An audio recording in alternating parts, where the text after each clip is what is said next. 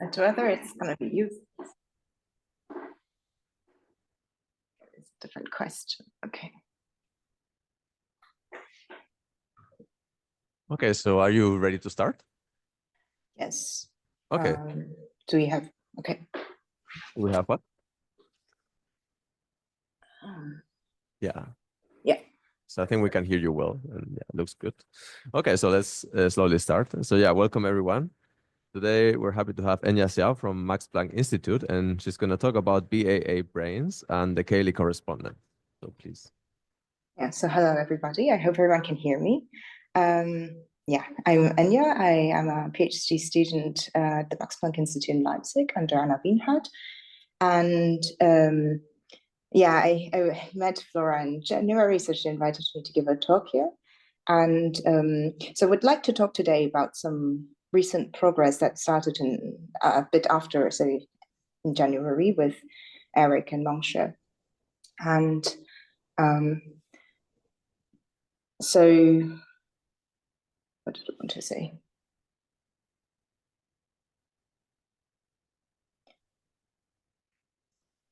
Yeah, so this time, so yeah, so so first of all, some disclaimer. Yeah,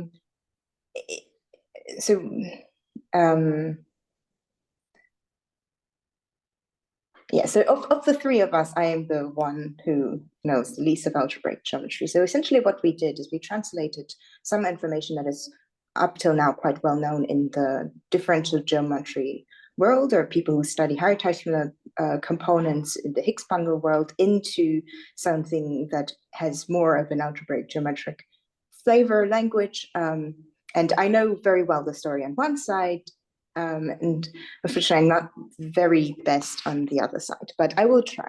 And I think this topic is actually very interesting. So I hope that it could be interesting for some of the people sitting there. And so the plan of the talk today is as follows. We first try to review a bit on Higgs bundles, what G-Higgs bundles are, and then we talk about what the Cayley correspondence is, and in the end I will describe sort of like how we can view the Cayley correspondence as a morphism of BAA brains on the Higgs moduli space.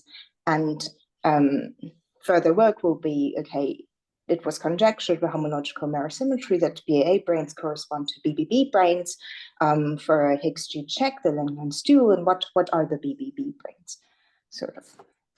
Okay, so let's begin.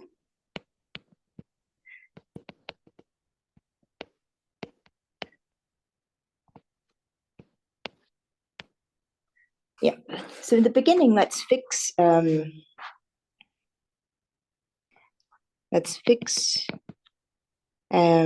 X a compact Riemann surface. For me, it's always interesting that the genus is greater or equal to 2. And let K denote the canonical line bundle.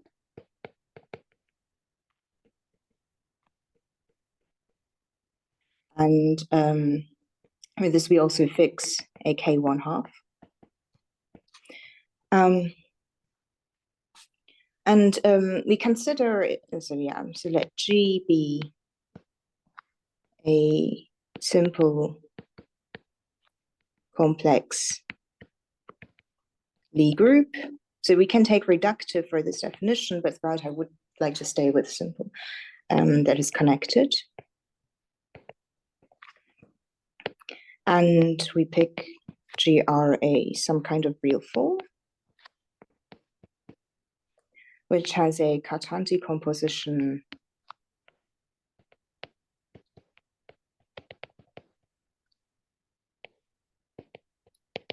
with maximal compound, which denoted by HR, and the complements MR. And we can complexify this so that the complexified Cartan looks like this. And we denote on the group level big HR as compact, and without the R is the complexified. Okay. So with this data, we can say to definition, a G-Higgs bundle. We do two things at the same time. A G-Higgs bundle is a pair where the bundle, so you have a bundle, G bundle, and holomorphic, and phi is a holomorphic section of the G bundle associated to the algebra. So this is the adjoint bundle via the adjoint action. So this notation is used to denote the adjoint bundle. And this is a holomorphic section. And on the other hand, if we want to define a GR Higgs bundle,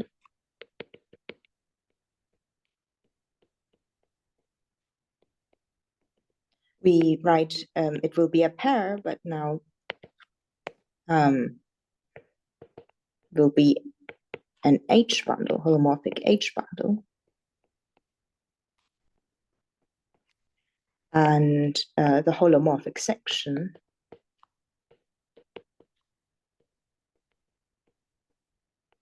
would have values in M.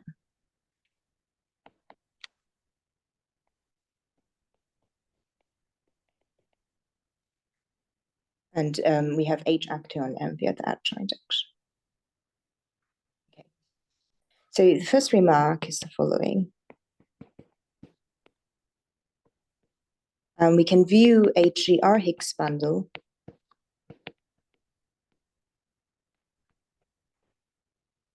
as a G Higgs bundle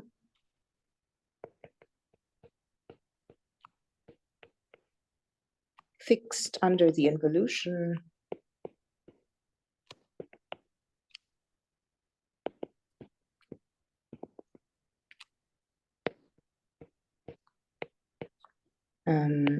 sigma, some kind of sigma, where sigma, so yeah, where sigma is the concatenation of rho and tau, where rho and tau are real forms on G, and one corresponds to the one corresponds to the compact real form, and the other one corresponds to GR. And this is the perspective that we're going to take, is that we're going to view the GR Higgs bundles as some G Higgs bundles that are fixed under an involution. So one should be a little bit careful when you, so depending on what moduli space you want to work with, the gauge group for GR Higgs bundles can be very different from G Higgs bundles. So one should be a bit careful here, but this perspective we're going to take. And two, so more generally,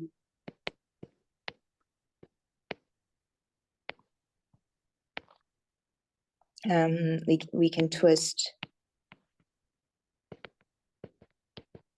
instead by twisting by K here, we can twist, so here we can twist by a line bundle.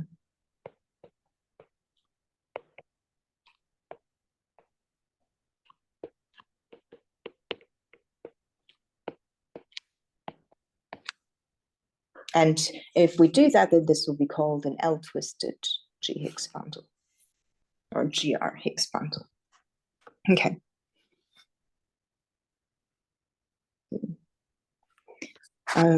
So let's look at an example of such an object. So let's let, so look at the canonical example. Let's let G be SL2C, and we take GR to be the split real form SL2R. And the maximal compact of this is SO2R. And the Cartan decomposition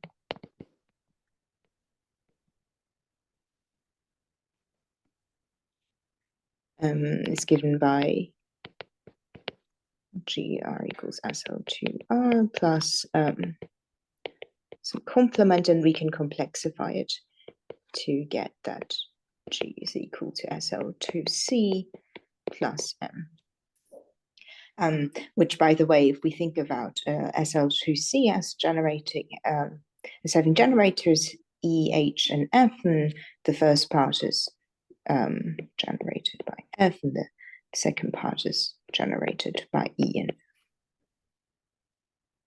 Okay, so let's take call ET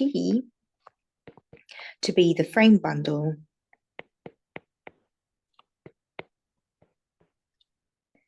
of K1/2, of the line bundle K1/2. And we take F to be a section of ET twisted by F, so we're abusing notation a bit here. And this turns out to be K inverse, so we can just, so this turns out to be the structure sheaf, and we can just take a constant section. So we can essentially take it to be 1. Then the pair, this pair is an SL2R Higgs bundle.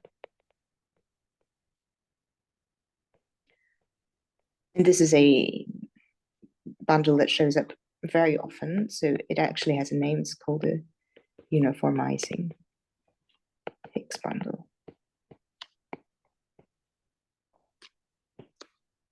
And if we look at the its associated vector bundle,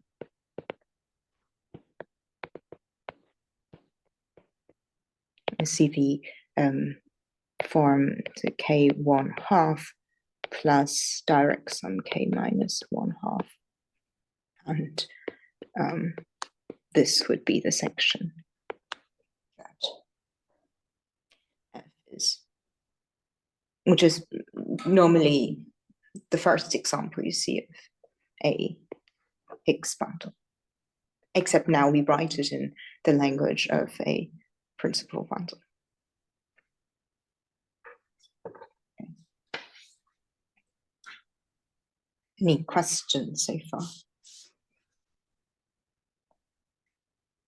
Okay, so that's the example. And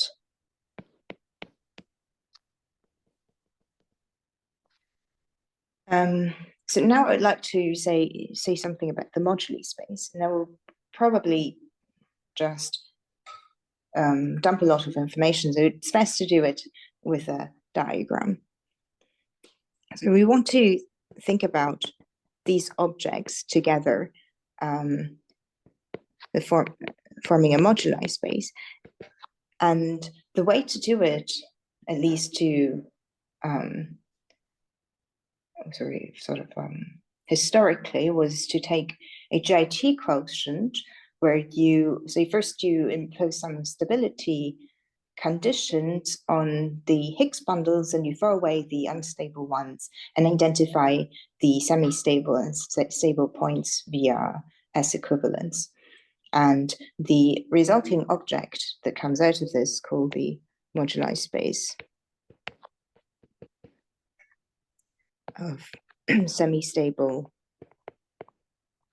G Higgs bundles.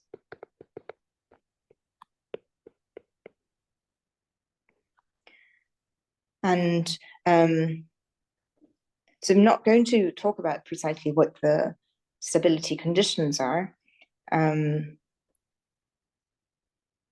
but one way to understand it is via to see them as solutions of Hitchin's equations. I'm also not going to talk about that here, but let's try to understand it in the following picture. So if let this box here be the moduli space of semi-stable Higgs bundles, then any point in this box will be a pair as we described before, except now it's actually up to some equivalence class that I decide not to describe. And now on this space, there's a map, actually, to a vector space. This is called, the map is called H, and this is called the Hitchin vibration. What you do is you take the your Higgs bundle, and you look only at the Higgs field part, and you look at the characteristic polynomial of the Higgs field. So it would look something like this, and would have coefficients, let's say Q mi lambda mi plus Qm, and you map this point down to the coefficients.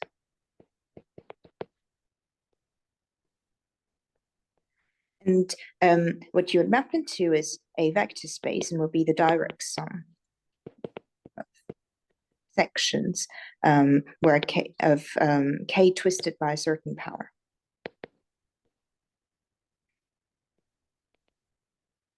And more algebraically, one could also understand this Hitchin base as the spectrum of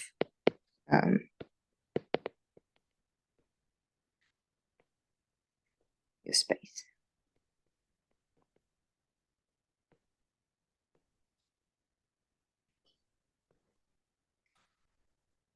So we have this map down to a vector space, and this vector space, there is a more special point, which is 0. And the inverse image of this 0, so let me just say the inverse, so the reason why it's called the Hitchin vibration is that the pre-images of these, so the fiber of this map is somehow very nice, and they're sort of tori. There's a generically. So generically prim varieties, so in when you don't have GLNC, but so very nice fibers, and in particular the fiber but over 0 is a specific name, so called the nilpotent cone.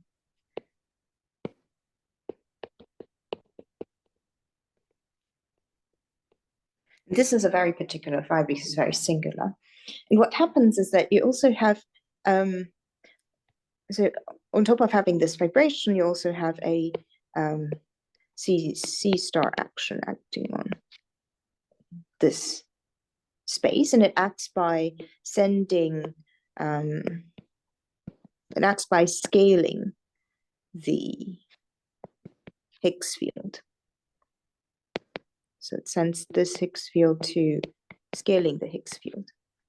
And so if we take a Higgs bundle here, and we let C star act.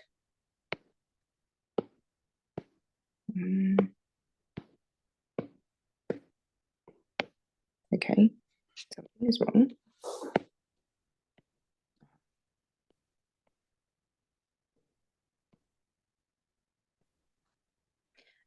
We let lambda scale. Something's happening. If we let lambda scale to 0, so if we let lambda act on this point. Okay, let's hope it's fine. If we let lambda act on this point, then the coefficients of the characteristic polynomial is going to get smaller and smaller somehow, and it will approach a point in the nilpotent cone. Okay, I should not use red. I see. So it will approach a point in the nilpotent cone. And this point here will be fixed by C star. So this point will be a C star fixed point. Something is happening. So if these are C star.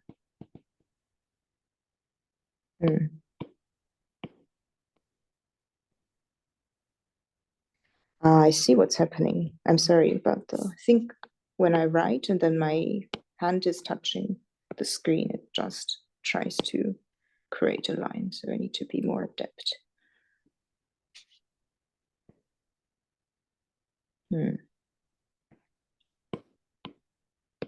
Okay, so these points are C star fixed points, and in fact, all of the C star fixed points live in the nilpotent cone. I'm going to try to ignore this for now. So you have a bunch of fixed points. So all of the C star fixed points live in the nilpotent cone, which is why people try to study this nilpotent cone. And as of now, it's still not very well known what the nilpotent cone looks like in full generality. Okay. So this is the picture one should have in mind of how to think about the Higgs moduli space. Sorry, can I ask, in this picture, so if we think of phi as some kind of traceless endomorphism, and then are we really multiplying the matrix, every entry of the matrix by lambda, or something like this? Don't we just zero matrix when we tend to zero? Yeah, that's a good question. It does not tend to always to zero. And the reason is because, so let me first make clear. So when you take lambda to zero, it will always have a limit. This is somehow the property that the Higgs moduli space is semi-projective. So you will always find a limit, but the limit will not always have zero as the Higgs field. The reason being that if sometimes when you have so if you just force the Higgs field to be zero, that bundle may not be semi-stable. So it might not be in the moduli space. So for example, the bundle above, so in the example here, this one is a C star fixed point that is not that does not have zero Higgs field. I see. Yeah, but then what exactly? So why is that? So as you take lambda goes to zero, you do want to expect it to be zero, but what you're doing is you're also taking equivalence classes. So what you can do is you always go to another equivalence class where you have 0, 0, 1, 0 as your Higgs field. And that's something amazing about this. Yeah. So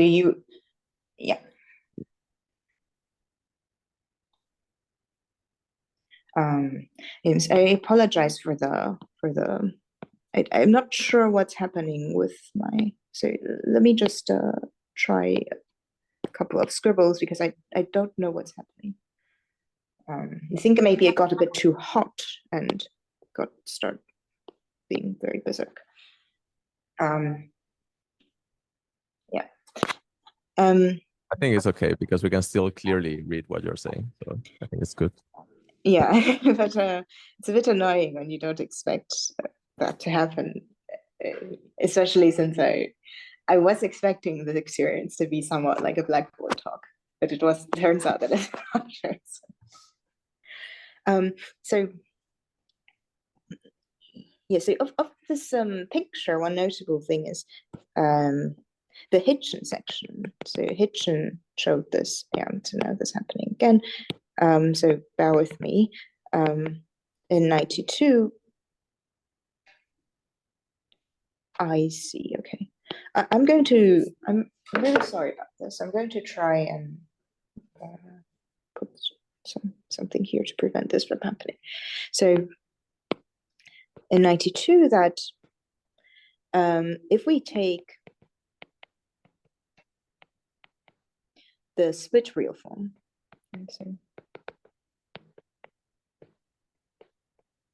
then there exists a section from the base to the Higgs moduli space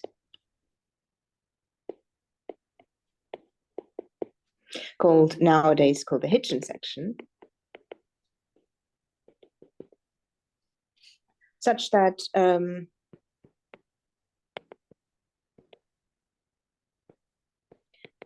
the image of the section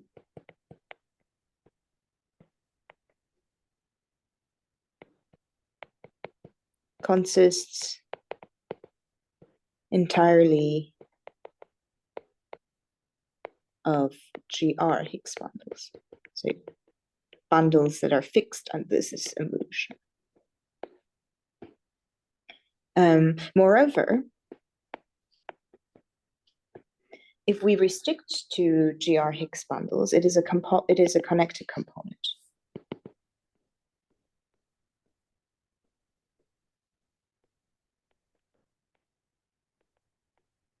Of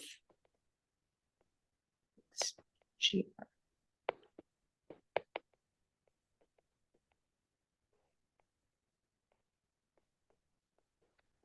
So what he's saying is, if you look at, so there exists a map from this base up here, and what you see in the map is this green slice, and this green slice consists of bundles that are fixed under some involution, this involution mentioned before, and it's also open and closed if you restrict to the locus of GR Higgs bundles. So it's a connected component. And this sort of opened, so I mean, besides the fact that it sort of opened a lot of studies in dynamics because this forms some kind of integrable system, it also opened the door to higher Teichmüller components, because this component is actually, say, one of the first examples of a higher Teichmüller component.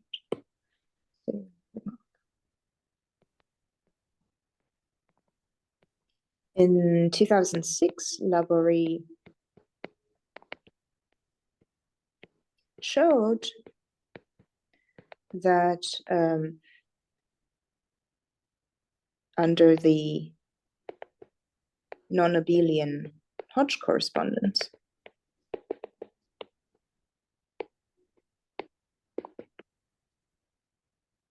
which says that the Higgs moduli space is somehow can be identified. So I think it wouldn't be wrong to say it's a homeomorphism, can be identified with the character variety, the G character variety. And these are reductive rotations from pi1 of x to G modded out by the action and conjugation. And so Laborie showed that under this correspondence, the Hitchin component, so this component will correspond to a component in the character variety, but consisting of discrete and faithful representations from the surface to G. And later on, so this is the first example, later on these components are called higher Teichmüller components.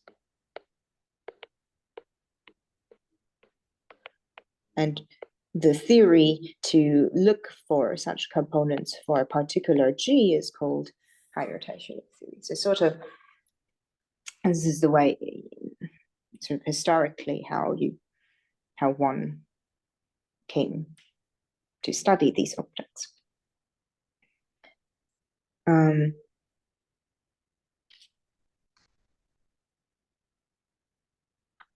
And the Cayley correspondence that I will talk about in the second section is really motivated by trying to find the higher Teichmüller components in the Higgs G moduli space. So here we'll talk a little bit about the geometry of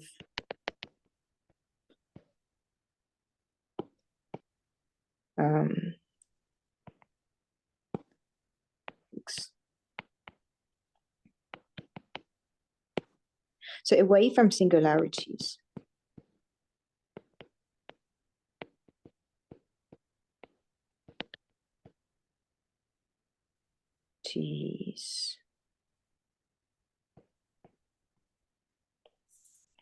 the Higgs moduli space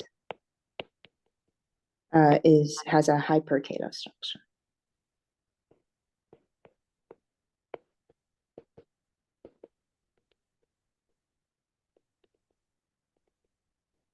In other words, it has 3 compatible complex structures.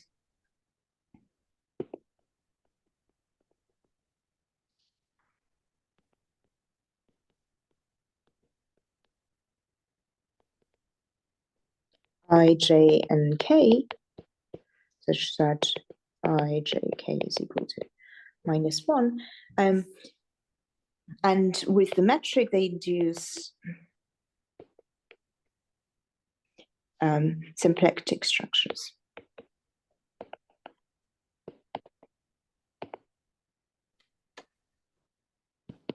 Omega I, omega j, omega k. And now we call a submanifold. So a submanifold is called a BAA brane, or ABA or BBB. If it is a complex submanifold with respect to omega I and Lagrangian with respect to omega j and omega k. Sorry, not omega I, sorry, with respect to I, the complex structure. And one example we've already encountered is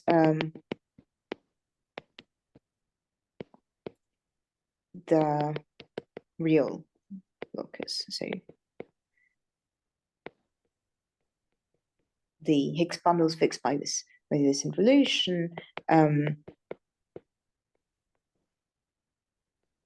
gives you a BAA.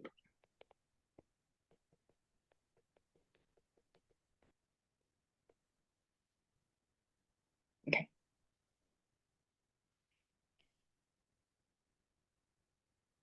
So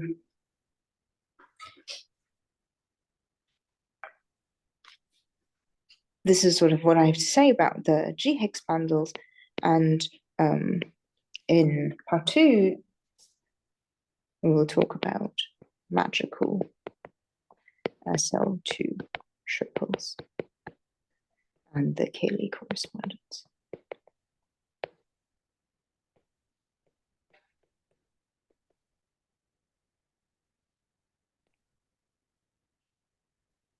But first is some Lie theoretic construction that doesn't really uses the G Higgs bundles, but later we see how it relates to each other. So let's switch gears a little bit and talk about Lie algebras. So let G be a complex, simple Lie algebra. Then an SL2 triple is an embedding or a representation.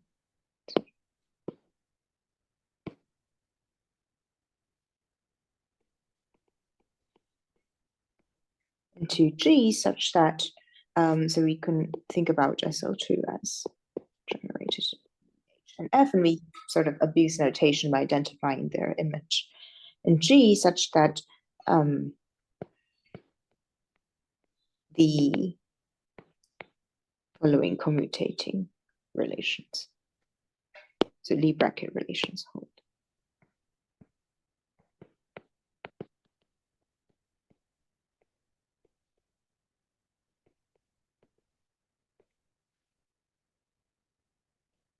Okay, so once you have an SL2 triple, you can decompose G into the irreducible.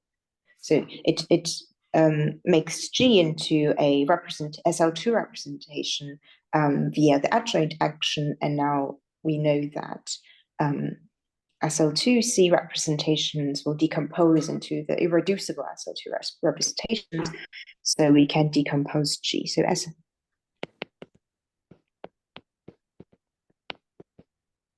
induces a decomposition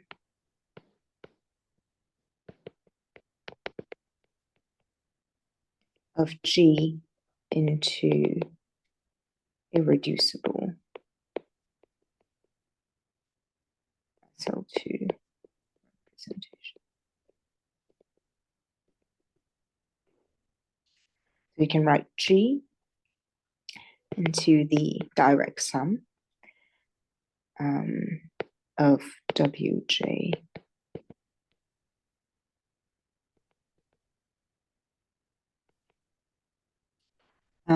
where Wj, and with this other index, Nj is equal to Nj copies of the J+1 dimensional SL2 irreducible SL2 representations.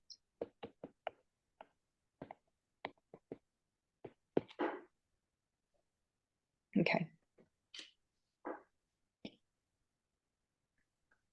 And meanwhile,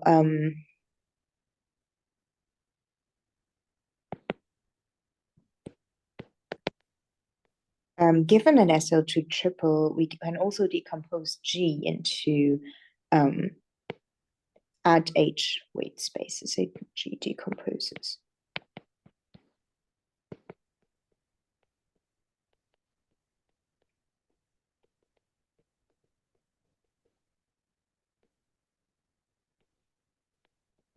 Direct sum of GI, where the GIs are weight spaces. So these are all of the elements in G, so that when you act on it by add H, you get times X out. And these two decompositions are compatible in the following sense. So you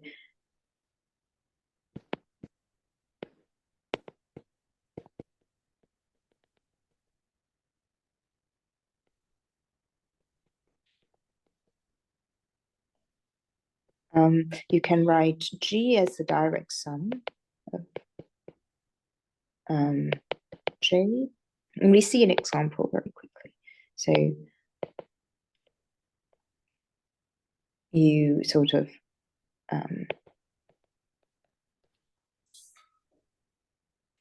able to write the two decompositions as one.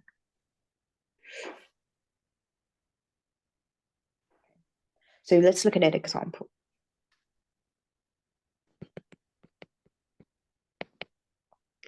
Let's let G be SL3C.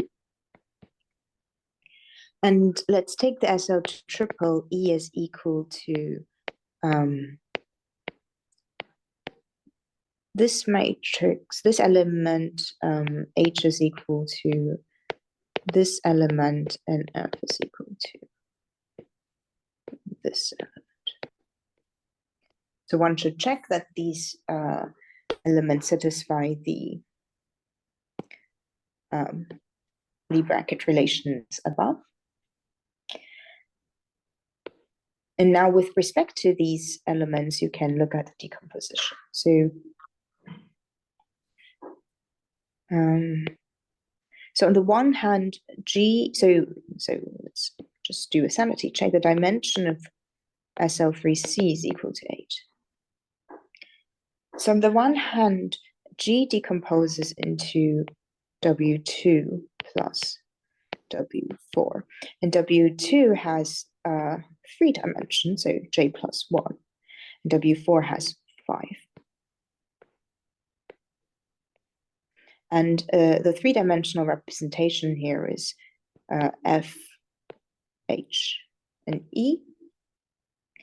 And the 5-dimensional representation here you could also solve for what each of these dots mean, but essentially,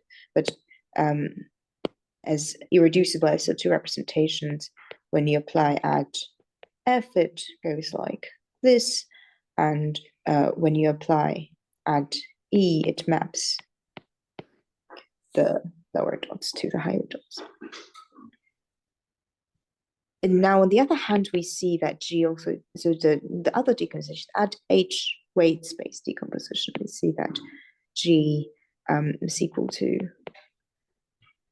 G minus 4 plus G 2 plus G0 plus G2 plus G4. So indeed, if you take the elements, if you compute what element spans each of the dots, so notice that there are 8 dimensions, so there are 8 dots, and each dot is like 1 dimension of the vector space. You compute so it turns out that it's also an eigenspace of add H, and the eigenvalues will be given by -4, -2, 0, 2, and 4. And this is what I mean when I say compatible, because so each of the vector spaces, so sort of that spans the irreducible representation, actually is also a eigenspace of add H. And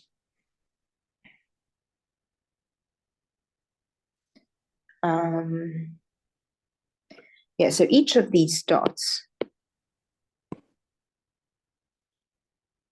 each dot is equal to Wj intersect Gj minus 2k for appropriate j and k, which is what I was writing up here. And one can also think about them as sort of, if I write V4 for V2 for the highest weight spaces, what you can get for each dot is you just start with the highest weight space and you apply certain amount times add f to lower it. So it can also be seen as add f applied k times to the highest weight space.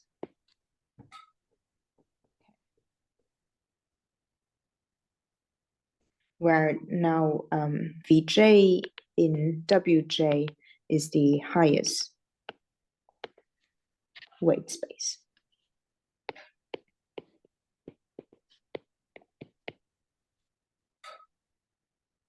And just for future reference, f plus Vj, sorry, f plus the sum of Vj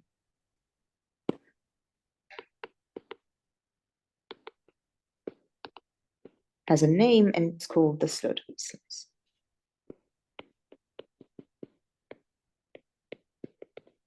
So it would be this one plus the highest weight spaces. Right. Okay. So now with this example, let's look at the definition.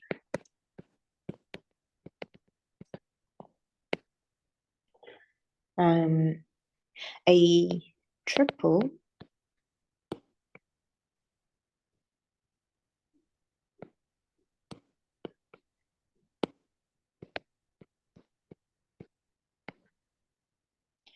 is a magical triple.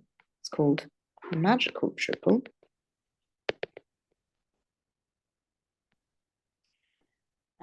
If the vector space involution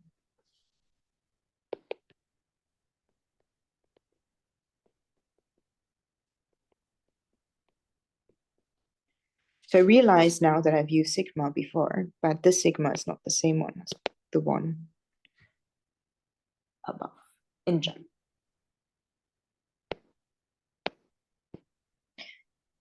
Given by, so I label E because it's dependent on the decomposition. Or let's just put rho.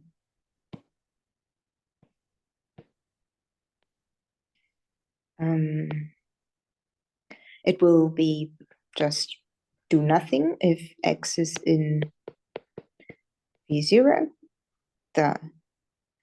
or it will be -1 alternating if x is in at f to the k of vj, where j here has to be greater than or equal to 1.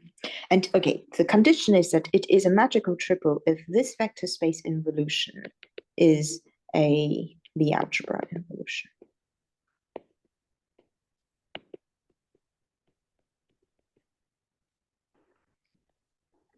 So let's look at this decomposition again.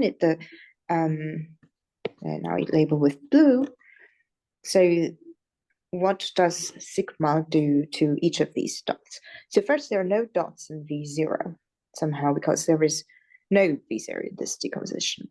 And now if x is in add f to the k applied to Vj, then it's just alternating. So when we have Vj, the highest weight spaces, we have a minus. So it acts as minus identity on these subspace. And then for the next subspace, when you apply add f, it acts as just identity. And then it sort of alternates like this. And so this is a vector space involution. If you do it 2 times, you get the identity back. The condition says that it is so the condition is, look at this vector space involution. If it also is a Lie algebra involution, then I will call this triple, giving the decomposition, a magical triple. And we know that once we have a Lie algebra involution, associated with that will be a real form. So the fixed points of the involution will give you a real form. And the real form is called the canonical real form. So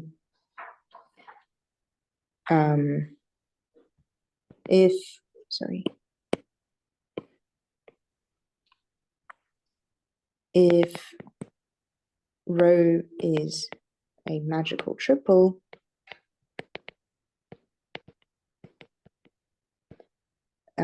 the fixed points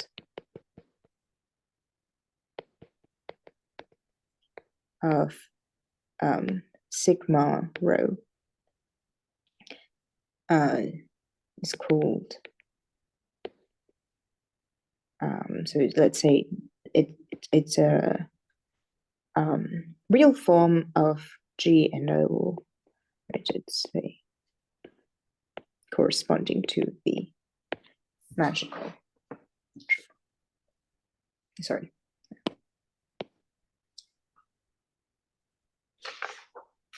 So what are examples of magical triples?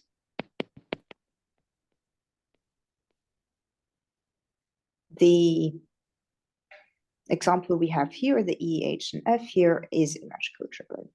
So an SL2 triple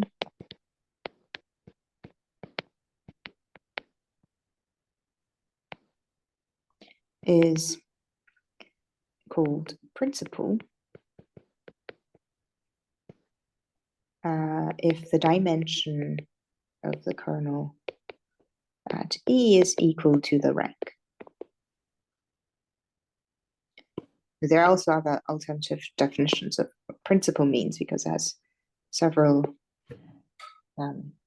good properties. So in our example, but this will be taken this case, an example of the kernel of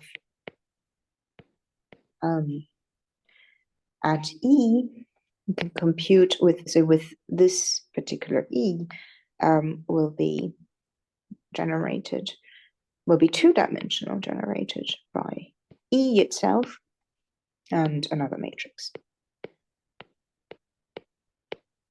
So the dimension of this, so it has dimension equals 2, and it agrees with the rank of SL3C.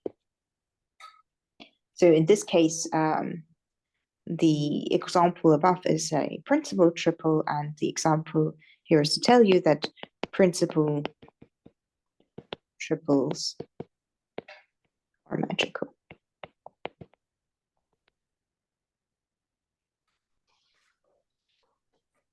somehow the theory of the Hitchin section, so how Hitchin constructed his section that we mentioned up here, really uses principal triples. And the condition magical is sort of a generalization of how you can get this Hitchin section, as we'll see in a bit. And so principal triples are sort of satisfy the conditions of being magical, but there are triples that are not principal, that are also magical.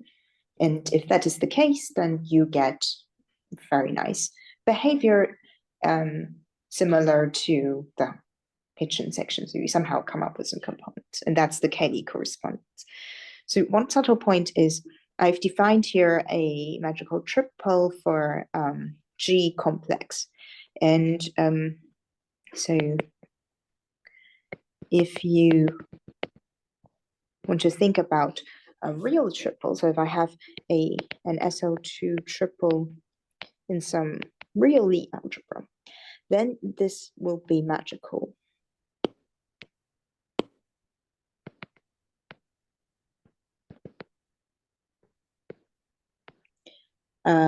If it's Cayley transform,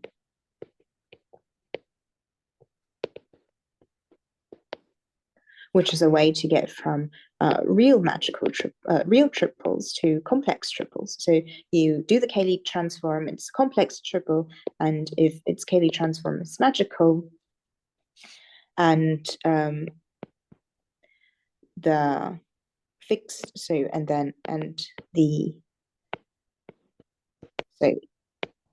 if sigma hat is magical, then associated to the involution, there is a fixed point set, which is a real form, and you want that real form to be the one you started out with. Okay. Sorry, in the definition before, can you recall what the rank was? The rank of a Lie algebra?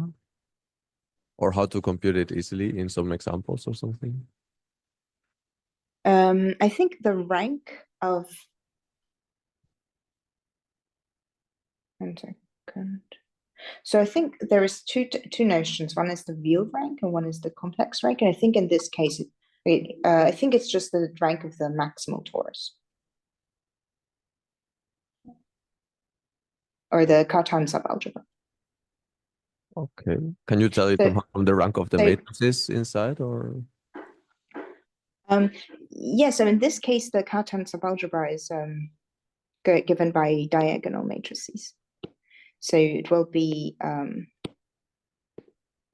A, B, C like this, but then you have an additional condition that the trace has to be 0.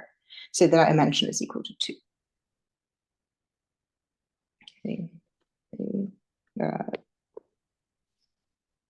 So this will be all of the matrices in SL3C that commutes with everything else.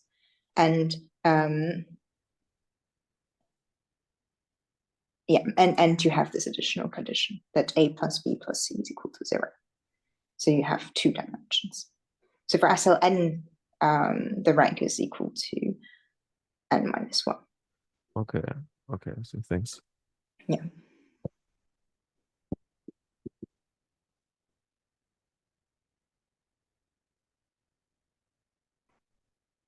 I think trying to confuse myself with a real rank, which is, I think, different depending on who you ask. But okay, like this is what for the complex.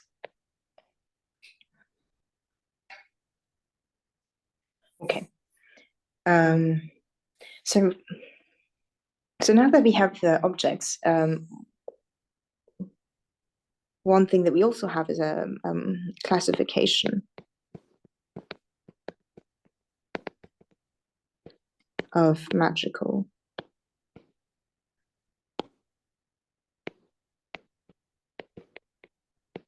SL2 triples.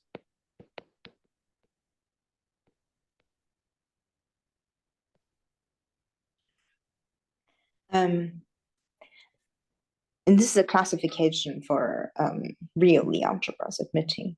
So simple admitting SL to triple. So simple real Lie triples. GR admitting magical SL2 triples come in 4 families.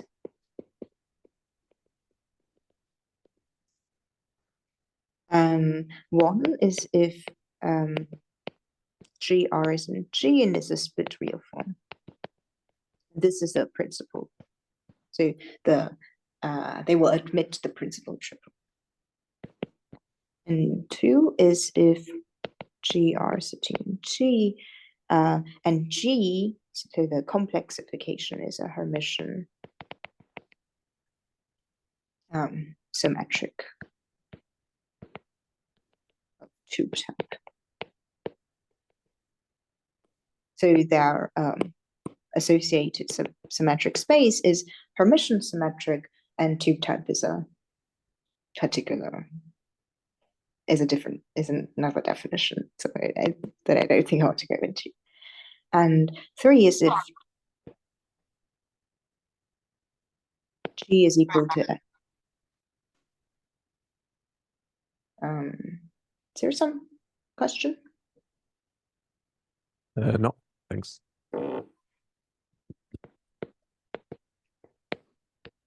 And GR is equal to the indefinite P and minus P, and 4 is the 4th family is the exceptional case. And therefore, so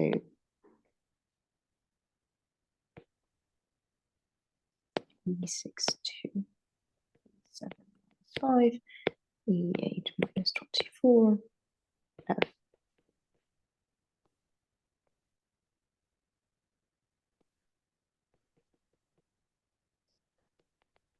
And E8 76. And the important thing is that this classification agrees with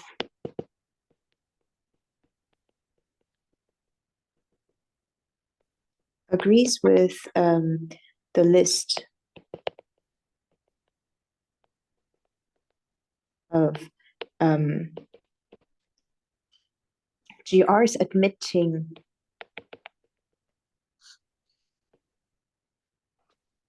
theta positive structure,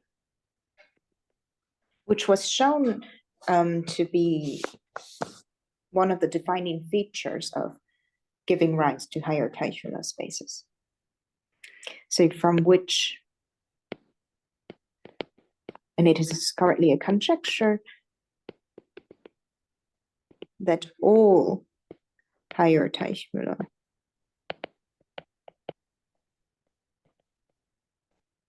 components arise from this property of having a theta positive structure, which agrees with the list of GRs that admit magical triples. So one could guess that something is happening between these two fields. So the theorem given by Bradlow and 4 other mathematicians is the following. So let rho be a magical triple.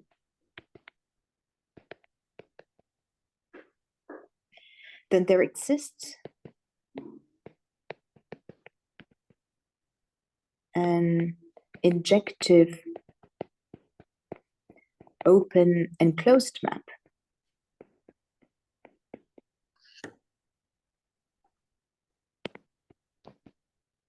called the Kelly map from Higgs G sort of some twisting by some factor times some affine part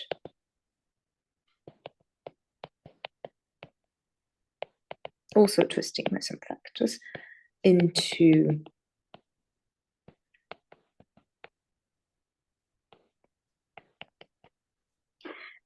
where G tilde R is some data that is associated. So this is G tilde R, is some data associated to the magical triple that I didn't say. So this is the semi-simple part.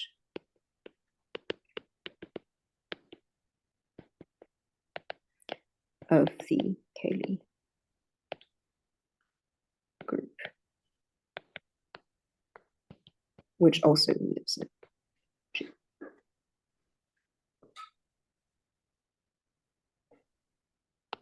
And this is the Cayley correspondence.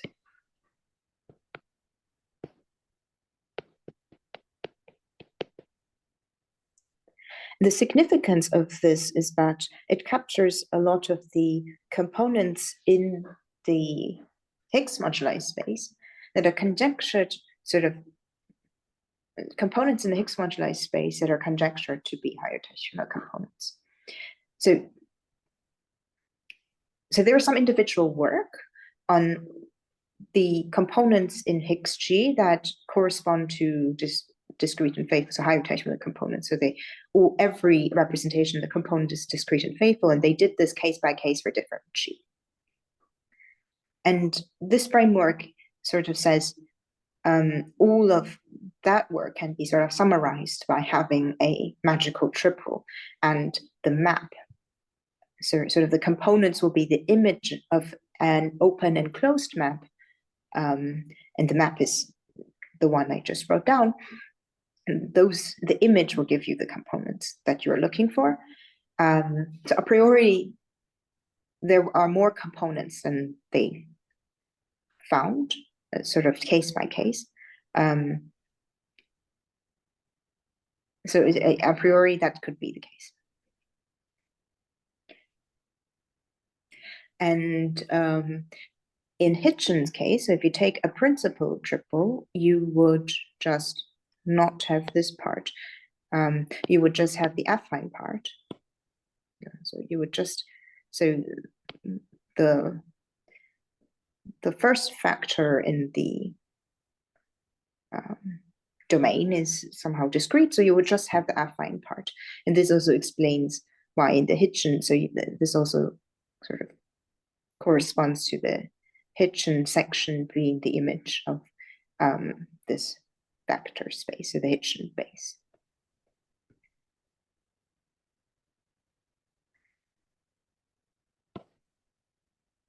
So here's a conjecture. Oh.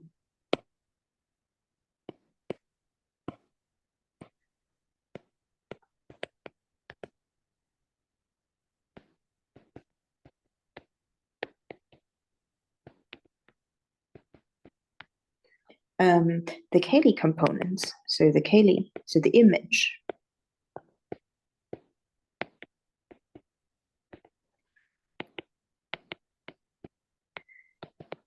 in the real locus are precisely the higher Teichmuller components.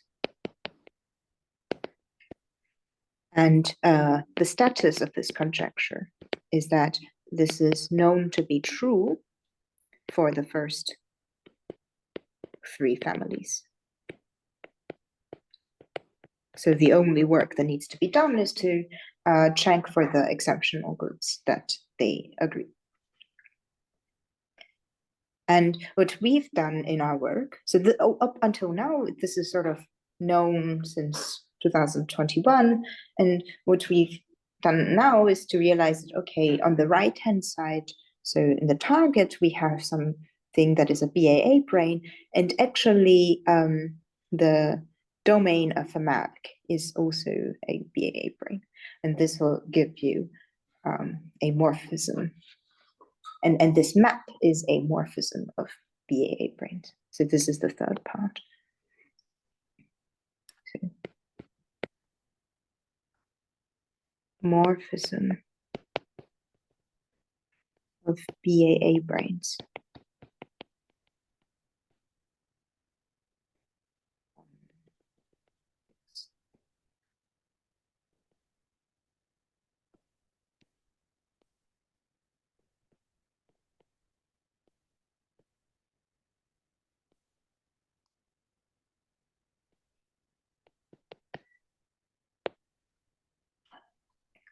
Okay, so are there any questions before I start the third part?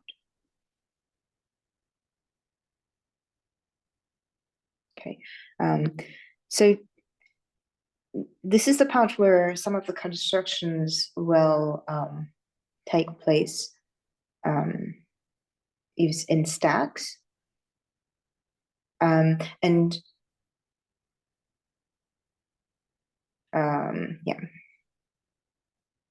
And the first thing we do is to notice a construction that turns Hamiltonian G spaces into Lagrangians.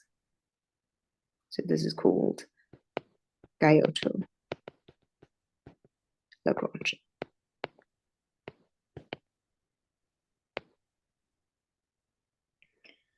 Okay, so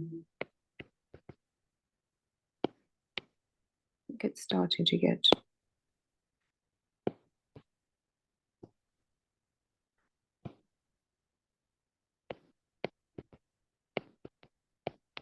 omega be a smooth symplectic algebraic manifold with a Hamiltonian G action and GM action, so C star action scaling the symplectic form by weight 2.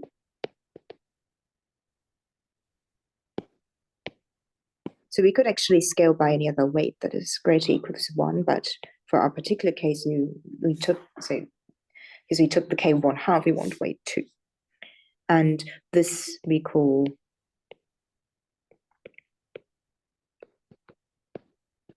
M in its moment associated moment map, a Hamiltonian G space.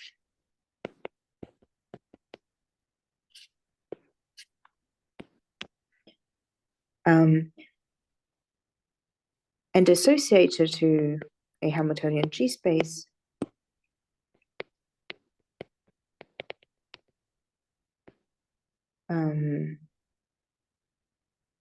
to a Hamiltonian G space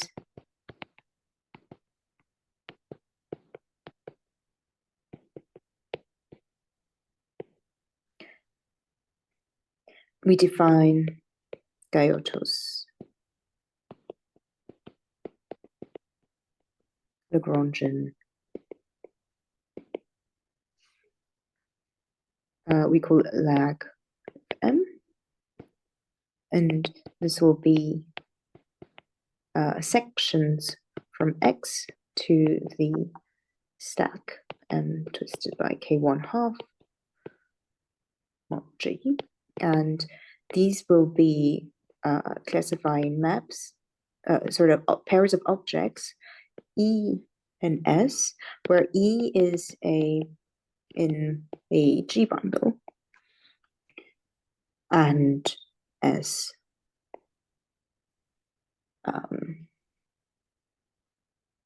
is a map, is in sort of sections to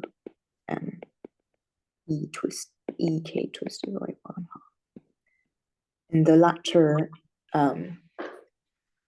So this notation means that somehow is equivalent to saying that S are maps that sort of intertwine between the two projections. K2.5. So here you have projections where you just project the K1/2 part, and here S sort of intertwines between them, and everything is G equivariant.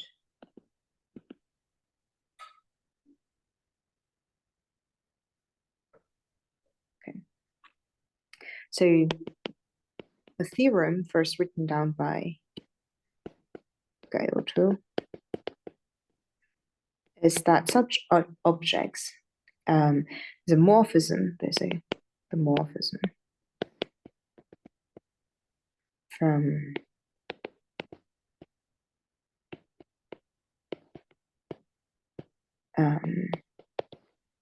into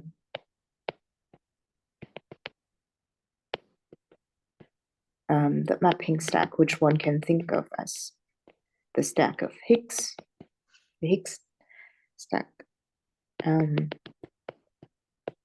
where you do the moment map on the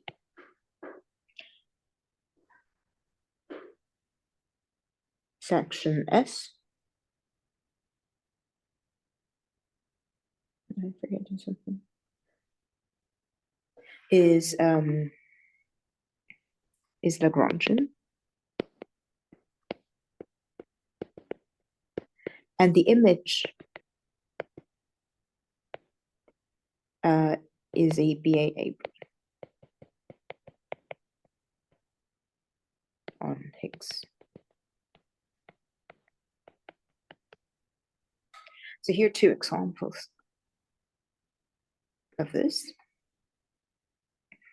that we will use. So example 1 is if we let H be the complexification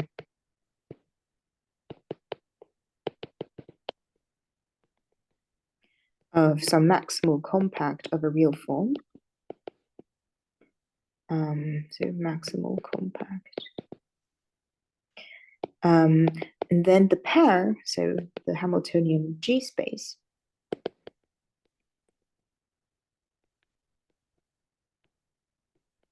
which one can think of as sort of this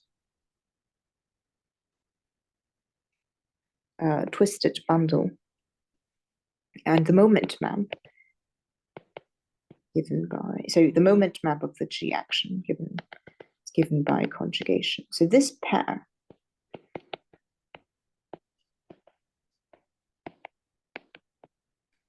is a Hamiltonian G space.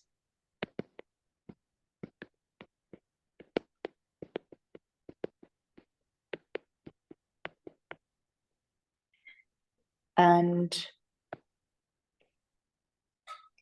the map by Gaiotto above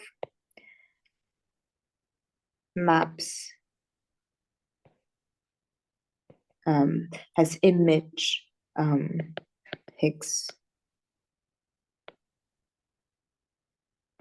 GR, so it maps into the, so we can think of, yeah,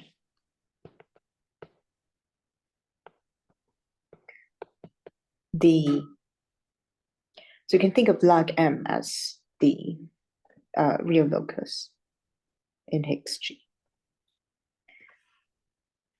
And example 2, that if we take a magical triple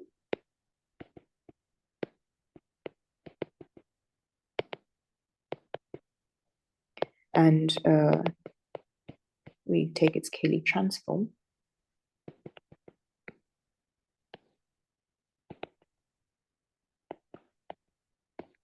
then associated to this data is the data of the centralizer. of SL2 living in G, the unipotent subgroup, the sum of the highest weight spaces. So sort of we can say the Slodowee slice.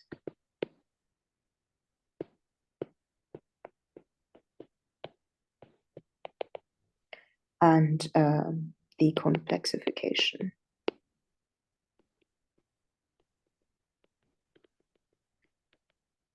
of the maximal compact subgroup of the magical real form. With this data, we can write down a Hamiltonian G space called M rho, and it will be the cotangent bundle twisted at the point F. So sort of F we think of as an element in G star.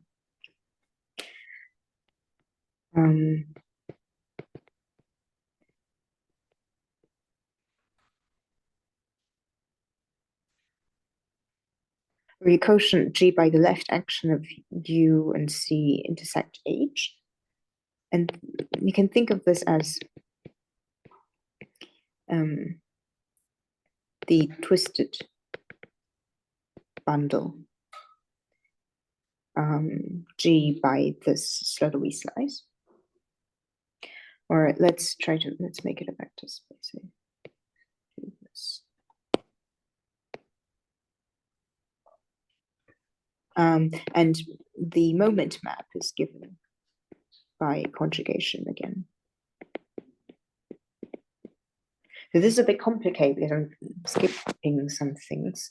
But the Lagrangian of this,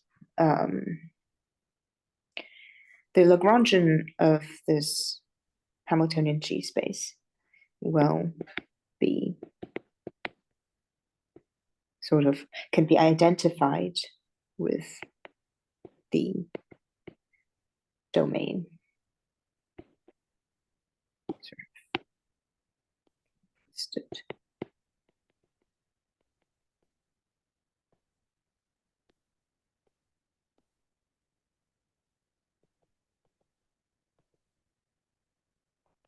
Of the Cayley correspondence. And that was the whole point. So yeah, as this is the second example. And now, since I'm running a bit short on time, I'll try to sketch things. So one of the reasons why this construction uses the language of mapping stacks is that you get a very nice functoriality property, namely that if you start with the Hamiltonian G spaces and you have a morphism between them that sort of commutes with the moment map, then you get a morphism of Lagrangian, Guyot-Hulse Lagrangians like this, that also commutes with the moment map.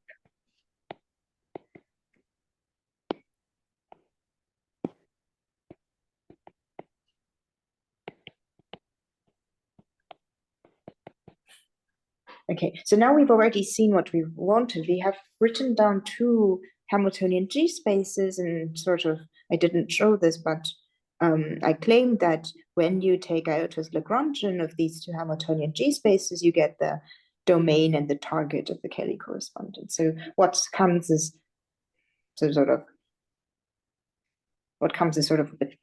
logical is that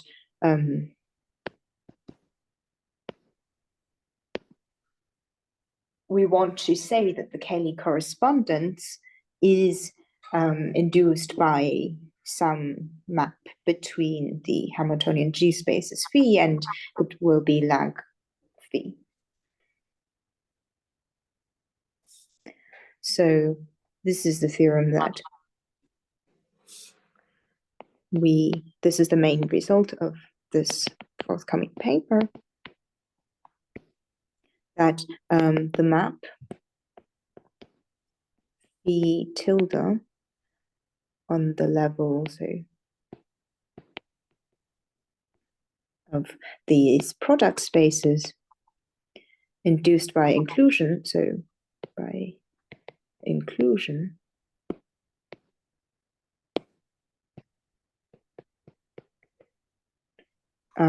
here note that, right, so we are taking rho to be a magic triple, and note that so the highest weight spaces, when you look at the magical triple, are always going to be labeled with these minus signs. This was the magical involution, tells you labels with minus signs, so they just include into M, because M is also the minus one eigens. M is the minus one eigenspace of the quantum involution. And this map descends to a map phi from rho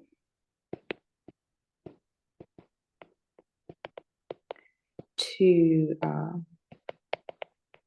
so the twisting, and this induces a map, inducing a map that we call K phi between the Lagrangians.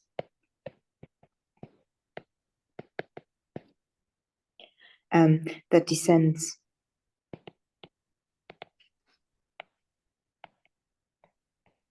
to the Cayley correspondence.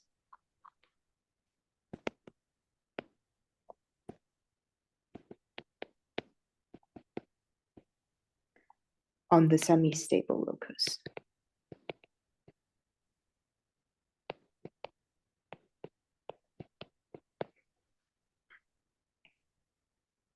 And remark.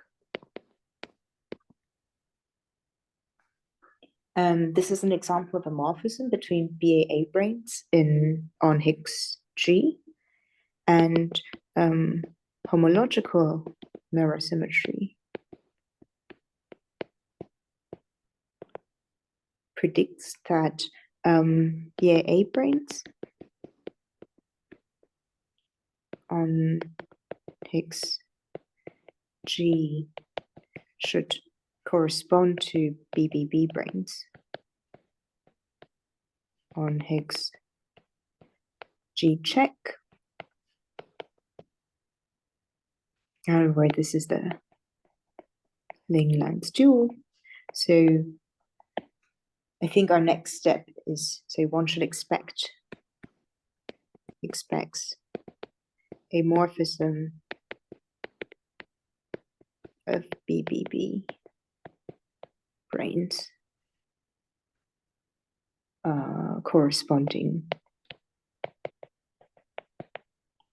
to K.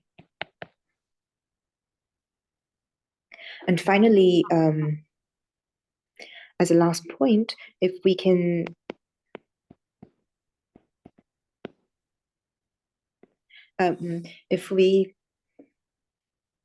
so to each SL2 triple, it doesn't have to be magical, you can associate the data here up to the fact that you don't really have a H. So in particular, if you fix H, so if you fix a real form GR, then you can characterize magical triples by saying that log of M rho intersects log of M sort of on the nose in full dimension when rho is magical. Otherwise, it doesn't intersect on full dimension. So the geometric, this interpretation also gives a geometric characterization of magical triples. Namely, if we fix your choice GR, and we say we can construct the first Goeth's Lagrangian, which is the fixed points at GR. Yes. And let you consider some SL2 triple be, so I would now restrict to even triples, but I think this is, so magical triples are not ever odd, but I would restrict to even triples, to triple.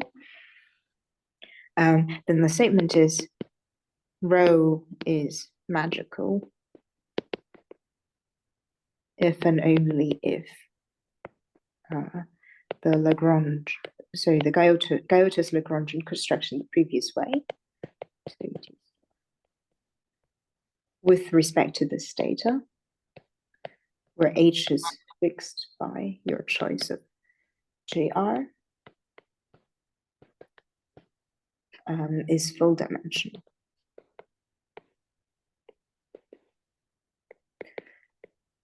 So it has to be the dimension of Higgs GR, so i.e. the dimension is equal to 2G minus.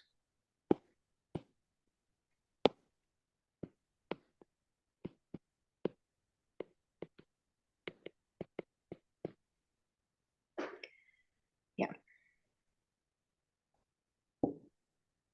And I think that's all I have.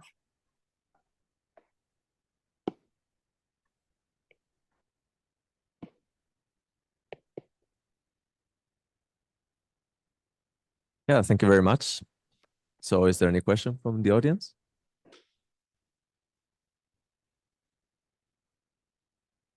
So in your main theorem, so you said some magical triple would induce a map that would descend to the Cayley correspondence. So in this case, does the classification, like the families of this magical triple belongs to, does it affect this map?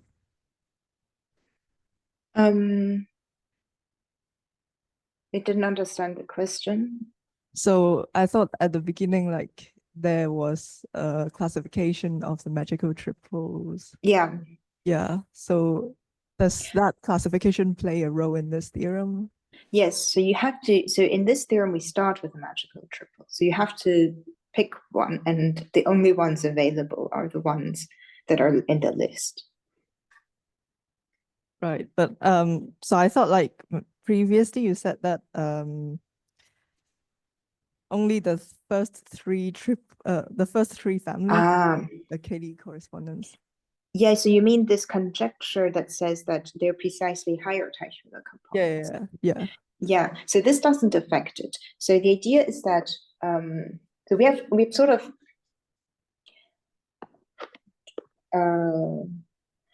two things going on here. So on the right hand side you have so no, it does not affect it. So let's see, let me try to, so yeah, this is happening. So you have the non-abelian Hodge correspondence, and you have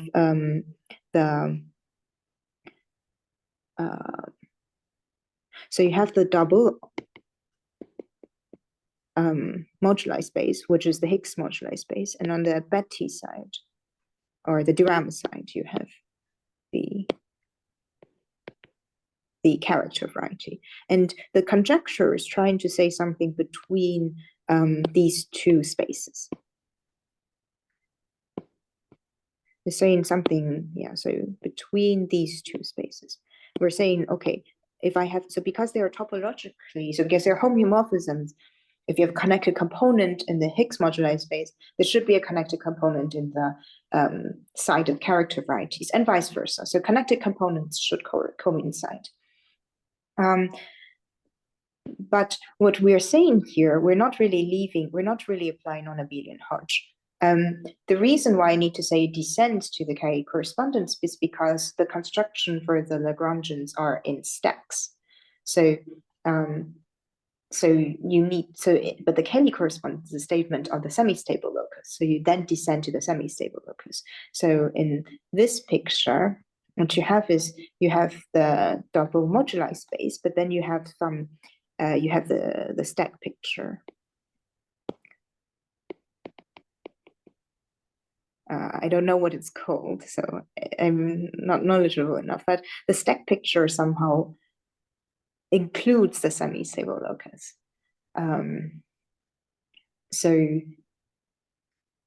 But not up to S equivalence. So we have a state, so it's all on this one side and not on the other, if that answers the question. And you have to start with the magical triple. We're just saying that because of the theory of magical triples, if you pick one, you have a morphism. And this morphism is a morphism between B and A planes. Yeah, thank you. And also I want to ask about this Cayley correspondence on the semi-stable on the semi, so does this preserve the Hitchin sections? Yeah, so I thought because you yes. also said something like if a magical triple is not principal, then it somehow corresponds to like a Hitchin section and like. Yeah, so if it's principal, then the map here will just be the Hitchin section. But if it's not principal, then you get different things. Then you can get more things. So let's go back to this picture up here. So what I'm saying is that the Hitchin section is a Cayley correspondence for some row. So you always pick a row. So pick a row, you get a Cayley map. And that map is the Hitchin section for row principal. Now pick a different row that is also magical, but not principal. Then what you get is you have a domain that is no longer this vector space. You have a different domain. So you have this affine part and plus some other, so this thing I didn't explain with the G tilde R, but that's a Higgs, so that's also a moduli space, and that can be quite twisted. So this bunch of things will map into some components, and the Hitchin section will be part of the components, but you can get other components. So you can, you can get other things that are not Hitchin, but those components also correspond to higher Teichmuller components, or hopefully, or conjecturally. And that was the point, is that you have, or sort of, that was the motivation, to find all the higher Teichmuller components, and sort of, you came up with this map. I see. Thank you. And finally, I want to ask, so at the end, you talk about there is a geometric characterization for magical triples. Yes. So do you think there would be a geometric characterization for like magical triples in the families? Like, can you distinguish which family it belongs to by looking at the Lagrangian? Or Yeah, I think, so for this question, I think you already pick a GR.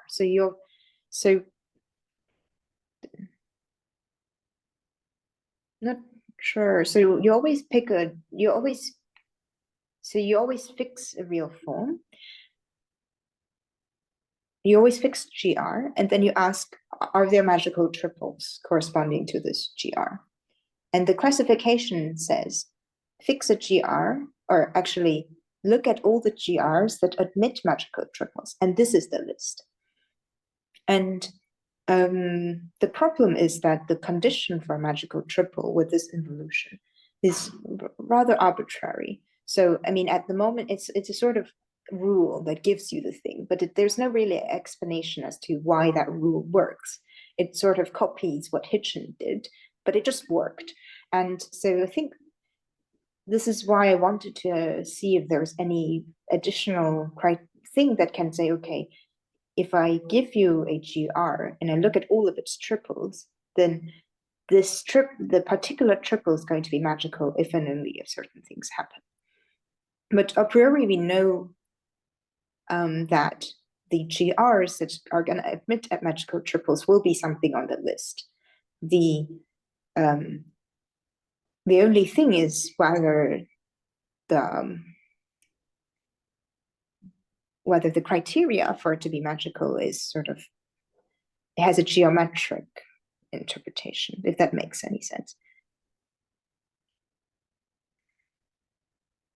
Like, there's no relation necessarily between looking at a Lagrangian and saying it corresponds to a magical triple for a GR, because somehow you're always starting from a GR. And if you want to start with magical triple, then you ought to pick a GR that admits one. So maybe the subject is a bit, so the main figure is a bit different in this pictures. If I just want to say, if I pick a GR and I have a triple, is it magical? Like, how do I tell if it's magical? Or sort of as an equivalent relationship with the definition that has actually geometric meaning. That's sort of the point of this last comment. Right. I think I was just thinking that if you have two Lagrangians that come from different magical triples in different families, are there any fundamental difference of these Lagrangians due to that? I don't know. Okay. That I don't know. That would be a good thing, I think. So, first of all, they're all living in Higgs G, so you need the ambient G is always there. So, but you can say, like, okay, if I have two different real forms of the same G, and they maybe, let's say, admit two different magical triples, then what would the intersection be? So yes, part of the project is to investigate these intersections of Lagrangians in this bigger space. I can't say anything interesting at the moment, but yes, it would be interesting. Yeah, thank you very much. Any other questions from the audience?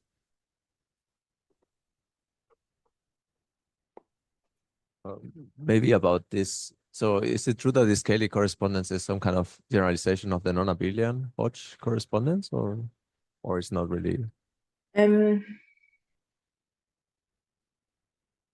So it's, I think the Cayley correspondence is actually trying to go past the non-abelian Hodge correspondence. So technically, if we know something from, so non-abelian Hodge says if we know something on the character variety side, we should know something on the Higgs modulator side. But to actually solve the non-abelian Hodge correspondence, you need to go through some transcendental equations. So actually, the reason why they did this Cayley correspondence is because it's too hard to look at non-abelian Hodge and solve for equations.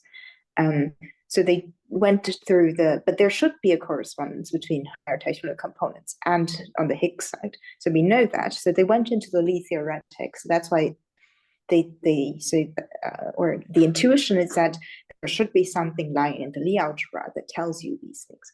So it's more like an alternative, or it's more like an alternative way to think about the correspondence. Yeah, so it's actually an alternative way to. So the reason why they did this is because they can't just brute force non-abelian Hodge to get to the other side. So they try to go through the Lie algebra, and then they come. So to show this conjecture, so like to show the conjecture that the spaces correspond to each other, is they use component counting. So you count. So you just say, okay, one contains the other. So you have some points. So some representations correspond to some Higgs bundles. The problem is you don't know if, let's say, you know certain things about the representation corresponding, but we know very little about how non-abelian Hodge correspondence works. So you sort of say, okay, one isn't contained in the other, and you count the number of components on both sides, and they agree. So they must be the same. This is sort of like the flavor, which is not very enlightening because it doesn't tell you what discrete and faithful, like as a property on the left-hand side, as representations. What do they mean on the Higgs bundle side? And one key, so the magical triple now is some key that could tell you, right, okay, with a lot more research, could tell you what it actually eventually means. But yes, it doesn't, it's a way to try to avoid the non-abelian Hodge correspondence. I see. But Yeah, I guess maybe my question is more naive. So somehow the reason to consider Higgs bundles instead of just vector bundles is that you want to have arbitrary representations instead of just unitary representations. Yeah, that's then now we're right. considering something more general than Higgs bundles, it seems. Higgs bundles, or Yeah, so you what can, kind of representation? So are we considering something more general than an arbitrary representation of the fundamental group? And what is this? so if you have vector bundles, you only go to UN. But if you have principal bundles, then you can go to some G. That's that answer. And the non-abelian Hodge correspondence also hold for any G.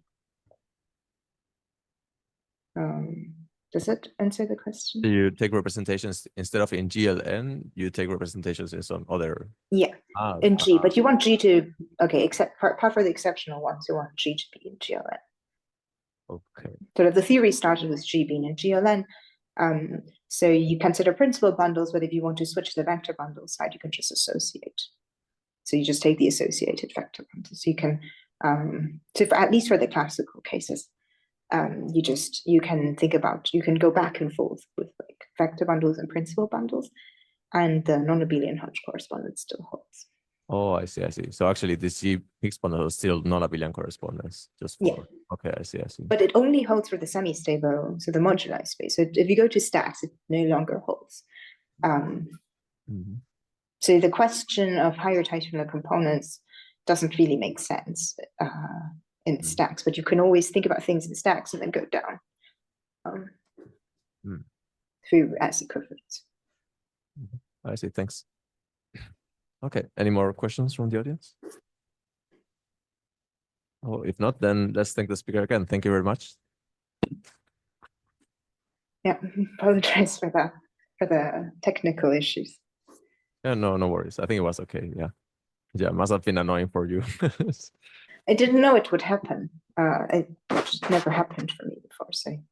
But is it because you're touching with your hand, or is it something else? I think it was because the bottom of my hand is touching. So then I just put this, but the problem is it never happened to me before, this issue. I think it just got a bit too hot, maybe, I think. Or okay, I am no tech genius, so any explanation might be wrong. Yeah, anyway, thanks.